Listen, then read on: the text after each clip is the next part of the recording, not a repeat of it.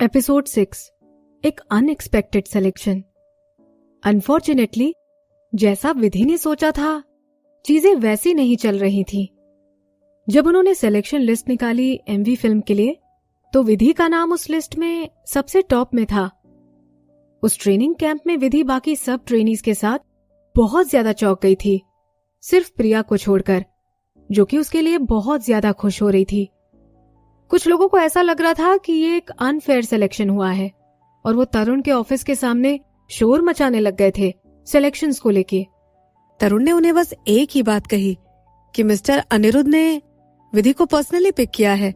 अगर तुम्हें शोर करना ही है तो यहाँ से जाओ और पहले मिस्टर अनिरुद्ध को ढूंढो।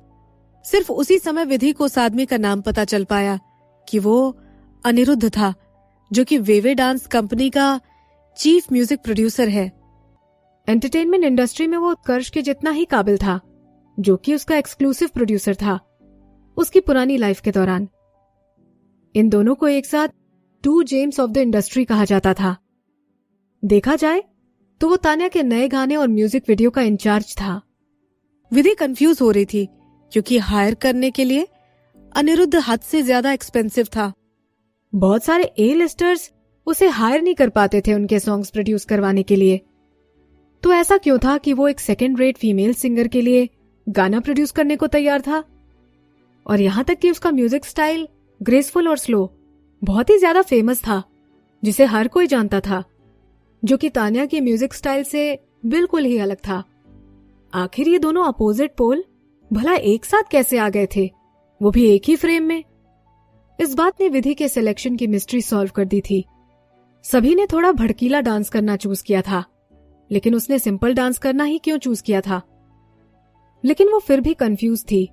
चाहे उसने सही डांस स्टाइल को चूज किया था, लेकिन फिर भी उसका डांस सिर्फ एवरेज ही था।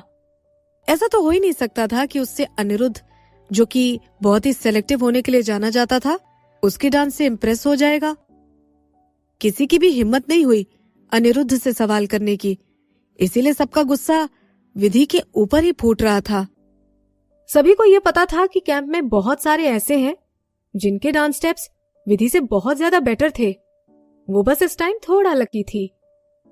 जितने भी लोग इस सिलेक्शन में फेल हुए, उन्होंने विधि को उसके पीठ पीछे कहा कि वो इसके लायक भी नहीं थी। विधि ने ये सारी बकवास इग्नोर की, वो भी एक इंसिडेंट होने तक। उस दिन विधि कल्चरल क्लासरूम में जा रही थी अपने लेसन के लिए, जैसे कि वो अक्सर जाती थी। वहां उसने देखा कि किसी ने उसकी टेबल पर इंक की पूरी बोतल बिखेर रखी थी, जिससे उसकी टेबल, चेयर और फ्लोर गंदा हो गया था। सबके सब क्लासरूम में उसे ही देख रहे थे और ये इंतजार कर रहे थे कि वो क्या करेगी। विधि एक लंबी सांस लेती है और पूछती है, ये किसने किया है? अपने आप ही बता दो। हर कोई हंसने लग गया था। फिर किसी ने ताना मारते हुए कहा, विदुषी, क्या तुम अंतर्यामी नहीं हो? ट्राई तो करो ये सोचने का कि ये सब किसने किया है, ठीक वैसे ही जैसे तुमने बिल्कुल सही सोचा था कि एग्जामिनर कौन होगा। विधि स्माइल देते हुए कहती है, तुम इतने अच्छे नहीं थे कि सेलेक्ट हो पाओ, तो तुमने ये सब करने का सीक्रेटली डिसाइड किया। थोड़ा रुकते हुए वो एक और बात कहती है, कुछ लोग जो कि किसी भी काम के लिए अच्छे नहीं हैं। जैसा कि उसने सोचा ही था, अपोजिट साइड से कोई खड़ा हुआ और गुस्से से कहने लगा, क्या कहा तुमने? अच्छा, तो क्या मैं गलत हूं? विधि, इतना सेल्फ कॉन्फिडेंट होना बंद भी करो। रोहन भी सिलेक्ट हुआ था और वो 3rd प्लेस में था एग्जामिनेशन में, जो कि तुम्हारी 20 नंबर की पोजीशन से तो बेटर है। किसी ने उसके ऊपर चिल्लाते हुए ऐसा कहा। रोहन क्रॉस आर्म की पोजीशन में क्लासरूम की तरफ देख रहा था। विधि रोहन की तरफ देखते हुए पूछती है, ये तुमने किया? रोहन काफी हैंडसम था। उसने पूरी तरह से टाइट टी शर्ट पहनी हुई थी, लूज ट्राउजर्स के साथ। उसने रिस्ट और नेक में चेन्स पहनी हुई थी, जो कि फुल हिप हॉप वाइब्स दे रही थी। वो क्लासरूम डोर पर झुका हुआ था और उसे गुस्से में देख रहा था। तो क्या हुआ अगर ये मेरा ही आइडिया था तो? Very good. विधि उसे अपने इस एक्शन के लिए सबक सिखाना चाहती थी। वो हंसते हुए कहती है, तुम ये सोचते हो ना कि तुम ग्रेट हो, है ना? क्या तुम में हिम्मत है कि तुम मुझसे बैटल कर सको? क्या बैटल? रोहन ने ये सोचा भी नहीं था कि विधि ऐसा भी कुछ कह सकती है। उसका इंटरेस्ट और बढ़ गया था। जैसा कि तुम्हें लगता है कि मेरा सिलेक्शन म्यूजिक वीडियो में सिर्फ मेरे लक की वजह से हुआ है और मेरी डांस स्किल्स कुछ भी नहीं है, तो एक बैटल करते हैं। विधि ने शांत होकर उसे जवाब दिया। जब उसे सब लोग इतने घटिया तरीके से हार्म करने की कोशिश कर रहे थे, तो उसे उनको भी दिखाना ही पड़ेगा कि वो जो भी उसको समझते हैं वो वैसी बिल्कुल भी नहीं है।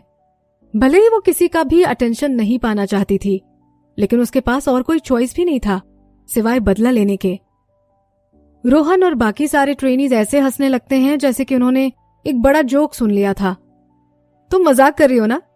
तुम ब्रदर रोहन से डांस बैटल करना चाहती हो? वो तुम्हें अपने कुछ ही सिंपल डांस मूव से ऐसे ही हरा देगा।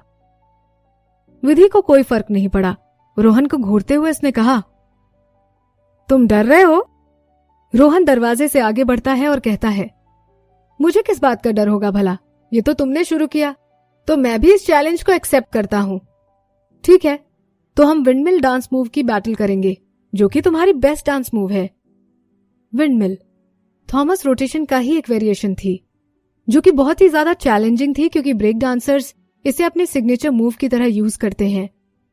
विधि को जानबूझकर ये पता लगाने की जरूरत नहीं थी कि ये मूव रोहन का फेवरेट था, क्योंकि वो क्लास में इसके बारे में शेखी मारने में शर्माता नहीं था। रोहन और बाकी सब उसकी तरफ शॉक होते हुए देखते हैं। क्या तुम मुझसे मजाक कर रही हो? विदुषी, तुम एक लड़की हो और तुम्हारा मेन फोकस स्ट्रीट डांस नहीं है, तो विंडमिल की बात रहने देते हैं। एक नॉर्मल स्पिन ही काफी है। तुम कितने सारे कर सकती हो? एक क्लासमेट जो रोहन के पीछे खड़ा था, उसने उसे सजेस्ट किया, जैसे कि वो किसी बेवकूफ को एडवाइस दे रहा था। वो मत करो जो कि तुमने अभी तक ट्राई नहीं किया है। फिर बाद में अगर तुम्हारा हाथ या पैर टूट जाए तो बाद में कोचेस के पास रोते हुए मत जाना। मैं अपने एक्शंस के लिए खुद ही जिम्मेदार हूं। विधि रोहन को अभी भी घूर रही थी। एक डांस बैटल करते हैं और देखते हैं कि कौन विंडमिल मूव के सबसे ज्यादा राउंड कर सकता है। अगर तुम हारते हो तो तुम्हें अपने घुटनों पर बैठकर माफी मांगनी होगी मुझसे, और अगर मैं हारती हूं तो वो तुम्हारी मर्जी है कि तुम क्या करवाना चाहते हो मुझसे। घुटनों पर बैठकर माफी मांगना? रोहन पहले थोड़ा हेजिटेट करता है और थोड़ा गुस्से में हंसते हुए कहता है, विदुषी, मैं तुम्हें एडवाइस देने वाला था कि तुम विंडमिल रहने दो, क्योंकि काफी सारे लोगों को उसे करते हुए इंजरी हो जाती है।